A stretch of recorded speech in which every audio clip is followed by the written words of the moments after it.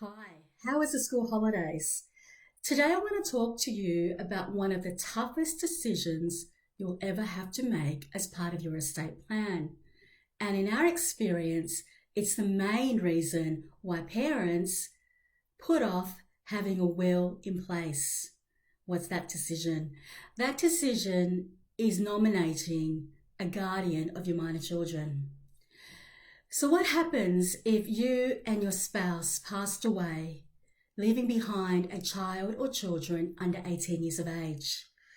It's really, really tough. I'm a mother of a 4-year-old and a stepmother of two boys. One will be turning 18 in December and the other one's 20. And it is a really tough decision. When clients see us about this nomination, we basically look at some characteristics of the guardian, and you basically want to pass on your values onto the guardian. And also, you need to look at the interests and needs of your children. So, values: are you religious? Are the guardians of your children going to take your children to church and pass on the religious values onto your children? Are you sporty? And your children are also sporty. Will your guardian be standing outside on a rainy day down at Albany Oval down there watching your kids play soccer? Will they do that? What about a country lifestyle? What if your children are living on the farm with you?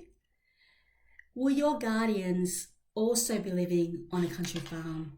Or will your children have to move to the city to be with your appointed guardian? What if your children want to continue living on the farm? Needs of the children and interests of the children. What if your children have high medical needs? Will it be appropriate for them to stay in Albany, or would it be better if you choose a guardian who is in Perth so they'll be able to access specialist medical needs, etc.? What if your child is sick? Will your guardian be able to take time off work just like that? Today I got a phone call from Paul's son who had a car crash about 2 hours from here, and Paul pretty much had to drop everything and drive to his son and make sure he's okay. Will your guardian be able to do that as well? Will they be able to drop their work and attend to your children's needs? So these are needs. You basically want to appoint a guardian who replaces you, and it's a hard decision to think that you're not going to be around for your children, but at the end of the day your guardian will be there to replace you. So look at your values, look at your children's needs and interests, and in our estate planning meeting these are the things that we will look at. So you've got those items there. Next thing is to decide who. You want to look at what happens if you passed away tomorrow or next year or the year after. Who would be the most appropriate person to be the guardian of your children at those times? If your parents are the best people to look after your children because they're already looking after them during school holidays, they're already looking after them after school and on weekends, then it may be appropriate to choose your parents because they have that regular contact with them. And if something did happen to your parents in the future, we can always change your will. It may be a sibling of yours that you may want to choose. So it might be your brother or sister.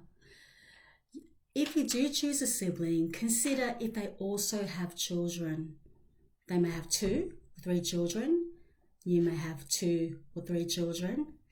And all of a sudden, your sibling will be looking after 6 children. Do they have a 5-seater car? Do they have a 3-by-1 house? They're going to need help financially to raise your 3 children. If you do choose a guardian, so say you choose your parents, one, it's a good idea to choose a backup guardian. In the event, for example, if your parents pass away, or you put a clause in your will to say that if these guardians are unwilling or unable due to age, for example, then the backup will be your guardian. So it's always a good idea to have a backup in place. What if you choose your brother and his wife to be the guardian of your children? Do you actually want your sister-in-law to be the guardian? What if your brother passes away? Do you want your sister-in-law to be the guardian of your children? Or did you just want your brother? This is something your lawyer will look at. So in most circumstances, you would just choose your brother to be the guardian of your children. The guardian will look after the day-to-day needs of your children. And if your children are inheriting a sum of money, inheriting assets, they will be held on trust until they reach a particular age.